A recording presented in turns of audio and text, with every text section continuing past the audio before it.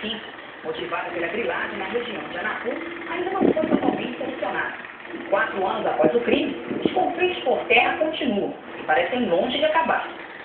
Salvo da morte da missionária Dorothy Steng, o município de Anapu é hoje um dos principais focos dos conflitos por terra na região. A grilagem, incentivada por fazendeiros e por vezes apoiada por autoridades, é proibida pela polícia. Com a demora na efetivação da reforma agrária na região, famílias de agricultores invadem fazendas e áreas de proteção ambiental, derrubando a mata e iniciando uma desordenada infraestrutura que acaba por acarretar os conflitos fundiários.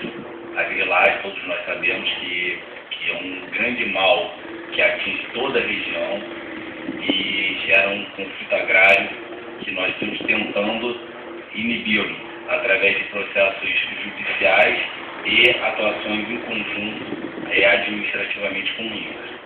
Portanto, já existem dezenas, se não centenas de processos aqui de investigação que estão em andamento para punir aqueles que estão violando terras públicas, ressaltando que é crime fazer a grilagem em terras públicas. Com uma área de mais de 1 milhão de quilômetros quadrados, o Pará é o estado que apresenta um dos maiores registros de grilagem e conflitos de terra no país.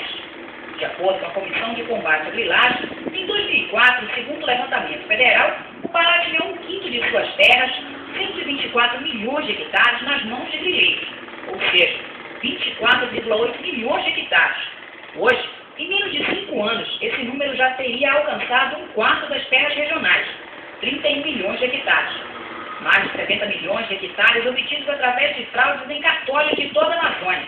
Desse total, 20,8 milhões estariam no Pará, divididos em 422 fazendas.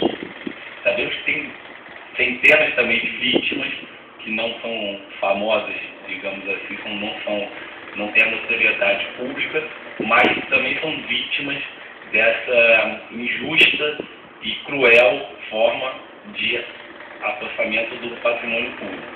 Com isso, nós estamos focando esforços nesse combate e esperamos que dentro em breve, junto com o INCRA, possamos solucionar alguns e solucionar o problema da reforma agrária aqui na região.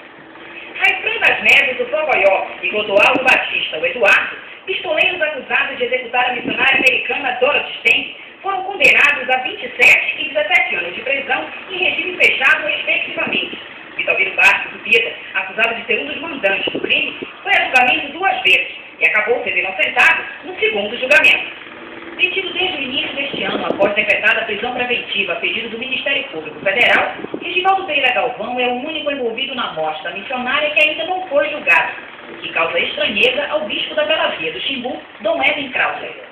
Eu sempre continuo defendendo a tese que existia um consórcio que preparou minuciosamente, até os mínimos detalhes, a morte da irmã. Então aí a gente ligada ou envolvida diretamente que deu ordem de matá-la e tem gente que indiretamente preparou o caminho. Então, para mim, o inquérito, a investigação tem que atingir todas essas pessoas.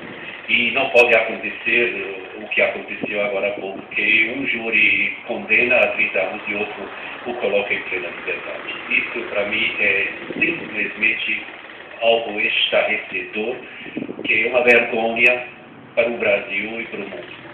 Para o movimento de mulheres, a demora na decisão da Justiça em condenar as pessoas envolvidas com a grilagem na região abre precedentes para outras ações criminosas, como a morte da missionária. E amanhã, como já faz 4 anos da morte da Dorothy, isso a gente fica preocupado, né? Até alguns casos ainda pendentes. Isso deixa a gente questionar o porquê a morosidade da justiça. Aí, como todos sabem, quando a justiça tarda, a justiça não acontece, né? E eu costumo dizer o seguinte: enquanto os governos não investirem em saúde e educação, nos assentamentos ou na reserva em qualquer lugar, o povo não vai ficar lá, ele vai vir para a periferia de Altamira ou de outro município, porque ele sabe que se ele não conseguir uma ficha hoje, mas amanhã ele consegue ou depois, né? Então quem mora no fundo do travessão, por exemplo, que está a 30 quilômetros, 40 quilômetros, eles não têm condição de ir e voltar todo dia. Então, assim, é necessário que o governo olhe, os governantes olhem para isso.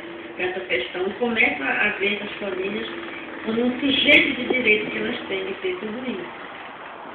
Como na reportagem foi citado o assunto reforma agrária, nossa equipe procurou o executor do INCRA em Altamira. Nós fomos informados que nem ele, nem a pessoa que ficaria responsável pelo escritório em Altamira durante sua ausência, estão na cidade.